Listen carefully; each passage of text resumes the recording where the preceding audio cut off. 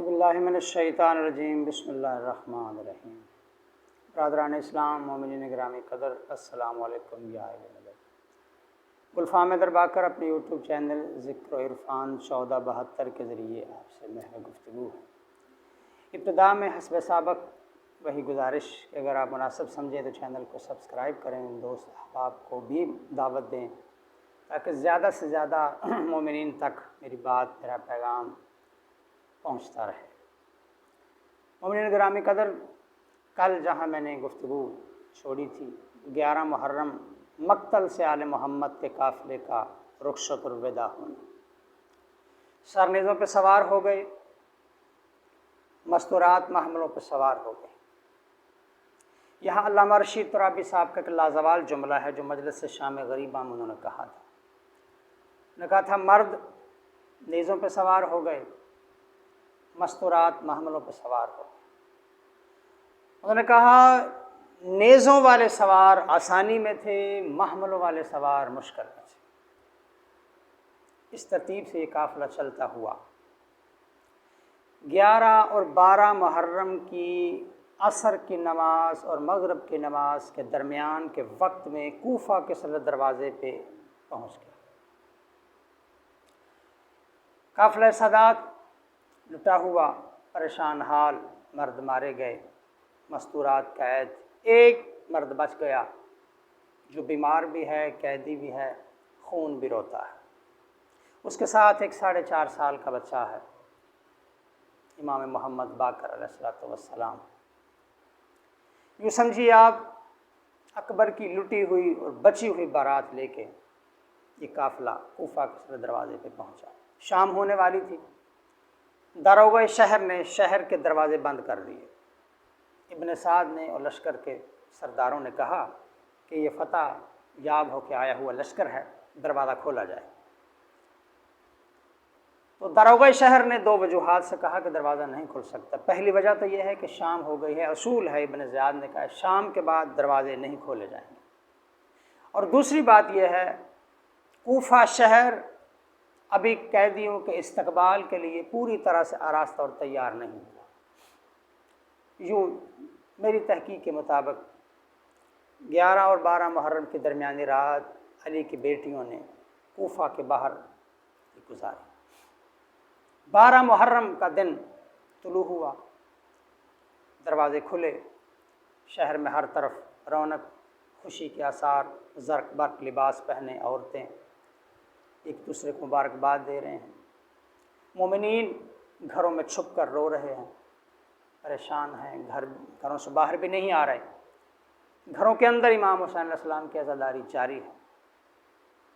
امام حسین علیہ السلام کی یاد میں آنسو بہائے جا رہے ہیں۔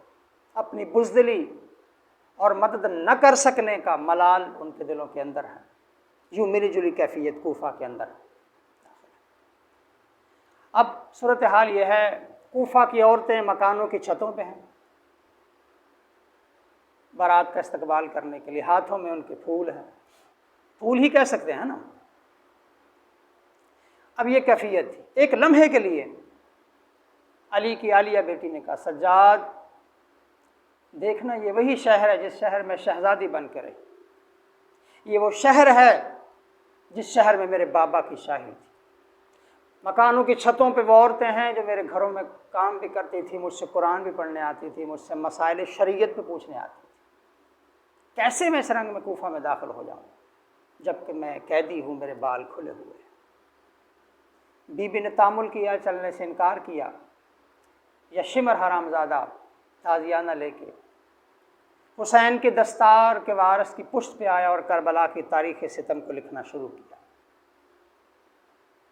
علی کی بیٹی نے جب اپنے بھتیجے کی یہ حالت دیکھی تو کہا ظالموں، میرا ایک بچ گیا ہے، میرے قافلے کا سالار، میرا مہاری، نہ مارو، میں چلتی ہوں۔ اب بی بی نے بسم اللہ الرحمن الرحیم پڑھ کے کوفہ کے سر دروازے پہ ایک قدم رکھا، ناد علی پڑھ کے دوسرا قدم رکھا۔ ایک آواز ابھری اس شور کے اندر، السلام علیکہ یا بنت امیر المومنین، السلام علیکہ یا اخت الحسین۔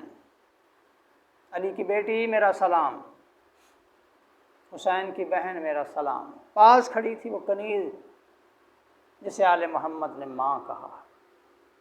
اما فضا دعا کرنا زمین پھٹ جائے، مجھے موت آ جائے۔ علی کی بیٹی کربلا کے جنگل میں اتنی مصیبتیں دیکھی، بھائیوں کی لاشیں، بھتیجوں کی لاشیں، مہمانوں کی لاشیں، نادانوں کی لاشیں، کیا ظلم و ستم نہیں دیکھا 10 محرم اور شام غریباں، مگر مرنے کی دعا نہیں کی۔ اب مرنے کی دعا کیوں کر رہے؟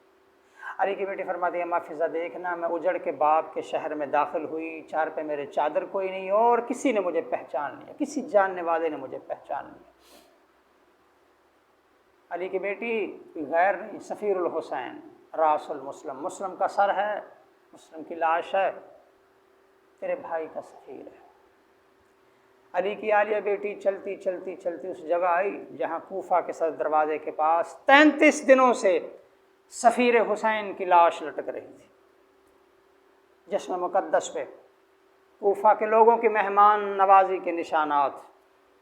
علی کی بیٹی چلتی چلتی لاش کے قریب آئی، بے سخت علی کی بیٹی کے منہ سے نکلا، خدائے سخن سرکار انیس فرماتے ہیں مسلم کی لاش دیکھ کے زینب نے یوں کہا، اس شہر میں کیا قبر بنائی نہیں جاتی۔ کوفہ کے بازاروں میں قافلہ چلنا شروع کیا، سرنیزوں پہ سوار، محملوں پہ مستورات سوار،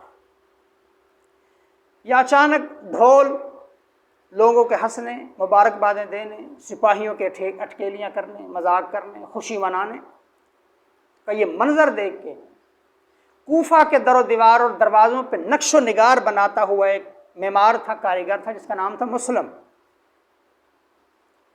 اس نے جب یہ آوازیں سنی، لوگوں کا شور و غوغا سنا، زرق برق لباس دیکھے، کسی کسی کو مغموم بھی دیکھا، کسی کو روتے ہوئے دیکھا، جو ضبط کرتا ہوا روتا ہو، کبھی ادھر جاتا ہے کبھی ادھر جاتا ہے، یہ ملی جلی کیفیت دیکھی، ضبط نہ رہا۔ وہ کہتا ہے میں نے اوزار وہیں رکھے، ہاتھ تک دھونا بھول گیا، دوڑ کے میں بازار کی طرف گیا تو میں نے عجیب منظر دیکھا۔ ایک سر ہے جو نوک نیزہ کی بلندی پہ قرآن پڑھ رہا ہے، سورہ کہف کی تلاوت کر رہا ہے، کچھ اور سر ہیں جو باقی نیزوں پہ سوار ہیں، ایک سر ہے جو گھوڑے کی گردن کے ساتھ رسی کے ساتھ پرو کے باندھا گیا ہے، کچھ سر چھوٹے چھوٹے ہیں تعدادون محمد کے، ایک سر بہت چھوٹا سا ہے جس کا نیزہ بڑا ہے سر چھوٹا ہے، مستورات محملوں پہ سوار، سروں پہ چادریں کوئی۔ وہ کہتا ہے میں حیرت زدہ رہ گیا، یہ قیدی کون ہے، یہ مسافر کون ہے، یہ لوٹے ہوئے کون ہیں؟ کہتا ہے اچانک ایک منظر میں نے دیکھا اور تعارف بھی میرے سامنے آ گیا۔ مکان کی چھتوں پہ بیٹھی عورتوں نے اپنے بچوں کے سروں سے وار کے صدقہ کر کے کھجوریں اور روٹیاں قیدیوں کی طرف پھینکنا شروع کی۔ کہتا جب روٹیاں اور کھجوریں نیچے گری تو اس سے پہلے کہ کوئی بچہ، قیدی قافلے کا کوئی بچہ جو پیدل چل رہے تھے مردوں کے ساتھ، نیزوں کے ساتھ، سپاہیوں کے ساتھ، وہ اٹھاتا، ایک سردار مستور محمل پہ بیٹھے بیٹھے اس نے کہا بچوں کوئی بچہ ان کھجوروں کو روٹیوں کو نہ اٹھائے۔ کہتا میں بھی ٹھٹکا کہ بچوں کو کھجور روٹیاں سے منع کیوں کر رہی ہیں مستور؟ میرے سوال کرنے سے پہلے مکان کی چھت سے ایک عورت نے پوچھا حل میں یسارا، تم کہاں کے قیدی ہو؟ اسی بیوی نے کہا نحنو اسارا آل محمد، ہم آل محمد کے قیدی۔ کہتے یہ جملہ سننا تھا، میرے رونگٹے کھڑے ہو گئے۔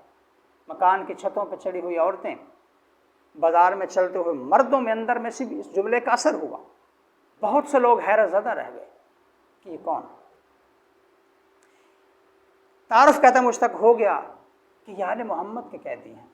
تو تھا تو مسلمان میں، مگر میں نے اپنے آپ پہ ضبط کیا کہ ہو سکتا ہے آل محمد میں سے کوئی دور دراز کے رشتہ دار ہوں رسول اکرم کے۔ صحیح طرح سے تعارف نہ ہو سکا، تھے ہاشمی، تھے مدینہ کے، تھے آل رسول کے۔ کہتے یہ قافلہ چلتا چلتا چلتا دربار میں داخل ہو گیا۔ ابن زیاد تخت پہ بیٹھا ہوا تھا، میں بھی دربار میں داخل ہو گیا۔ ایک سپاہی نے مجھے روکا، دوسرے نے کہا میں اسے جانتا ہوں، یہ کوفہ کے در و دیوار اور دروازوں پہ نقش و نگار بناتا ہوا کاریگر ہے، اسے جانے دو۔ کہتا میں اندر چلا گیا اور میں نے جا کے وہاں منظر دیکھا، مہمان مندوب کرسیوں پہ بیٹھے ہیں، وزیر مشیر کرسیوں پہ بیٹھے ہیں۔ کہتا وہ سردار جو تھا آگے آگے جو تلاوت کر رہا تھا، اس کا سر اتار کے سونے کے تخت پہ رکھا گیا، اوپر رومال ڈال کے کپڑا ڈال کے ابن زیاد کو پیش کیا گیا، باقی سر بھی ایک مرتبہ نیزوں سے اتار لیے گئے۔ مستورات جو تھیں، جنہوں نے اپنا تعارف آل محمد کی مستورات کرایا تھا، وہ بھی اندر ایک دیوار کے ساتھ محرموں سے اتار کے انہیں کھڑا کر دیا گیا۔ کہتا ہے اس وقت کاش، مسلم کہتا ہے، راوی کہتا ہے کاش میں یہ منظر نہ دیکھتا، میں مرنے سے پہلے مر چکا ہوتا یہ منظر دیکھ کے، جب ابن زیاد نے اس رومال کو ہٹایا تخت کے اوپر سے اور اپنے سامنے اس تخت کو کر کے رکھا، جملے گستاخانہ کہے۔ اس نے کہا حسین، میں نے سنا تھا 56 برس کی ظاہری زندگی میں تیرے سر اور داڑھی کے بال سیاہ ہیں، پرسوں 10 محرم کو تو شہید ہوا، آج 12 محرم، 2 دنوں میں تیرے بال سفید کیسے ہو گئے؟ تیرے سر اور داڑھی کے بال سفید کیسے ہو گئے؟ راوی کہتے ہیں تو حسین نام سنا، چھٹکا، آنسوؤں کا سمندر میری آنکھوں میں آ گیا۔ حسین، حسین ابن علی، مدینے میں تو ایک ہی حسین ہے، رسول کا نواسہ تو ایک ہی حسین ہے، علی کا بیٹا تو ایک ہی حسین ہے، محمد کی بیٹی کا بیٹا تو ایک ہی حسین ہے۔ ان ظالموں نے حسین کو شہید کیا۔ کہتا دربار میں اس وقت سناٹا چھا گیا جب کٹے ہوئے سر نے بول کے کہا،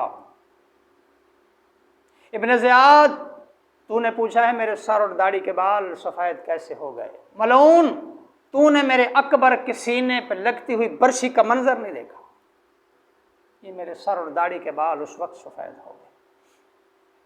مسلم کہتا ہے یہ گفتگو سر کے ساتھ جاری تھی، دربار میں اضطراب پیدا ہوا، شیعان علی شیعان حسین میں اضطراب پیدا ہوا، ہلکی ہلکی آوازیں بلند ہوئیں، دربار کا ماحول جو پہلے خوشی کا تھا وہ نہ رہا۔ اچانک دربار کے ماحول کو ایک اور منظر نے بدل دیا۔ ایک سپاہی ابن زیاد کا دوڑتا ہوا اندر آیا، اس نے کہا امیر غضب ہو گیا، باہر 500 سپاہی گھوڑوں پہ سوار ہیں، ہاتھوں میں تلواریں ہیں، لڑنے مرنے پہ آمادہ ہیں، بہت غصے میں ہیں۔ ابن زیاد کہتا ہے ان کے سردار کو اندر بلاؤ، ان کا مطالبہ کیا ہے؟ اب سب کی نگاہیں دربار کے دروازے کی طرف لگ گئیں۔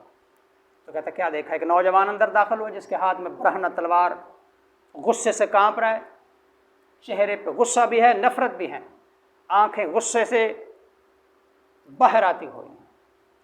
اس نے کہا ابن زیاد میرا نام سعید بن مسکت ریاحی ہے، میں ہور کا چچا زاد بھائی ہوں، شام غریباں تیرے سپاہی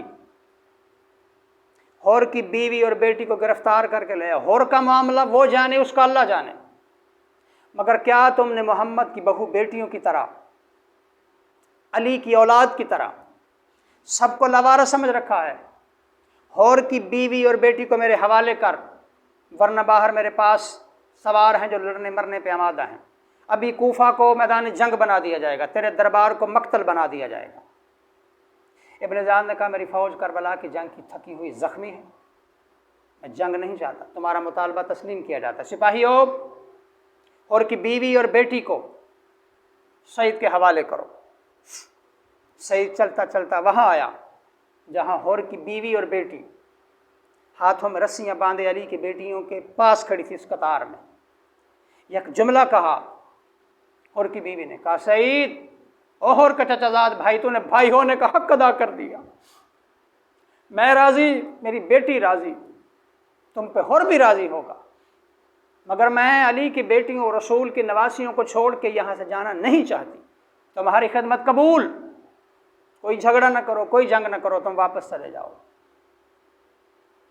سعید سر جھکا کے دربار سے باہر نکلا، یا علی کی بیٹی کا منہ پھر گیا، سر پھر گیا رسی کے اندر سے مدینہ کی طرف۔ علی کی بیٹی نے پکار کے کہا نانا آج دربار میں نوکروں کے وارث آ گئے، تیری بیٹیوں اور نواسیوں کا وارث کو۔ السلام علیکم یا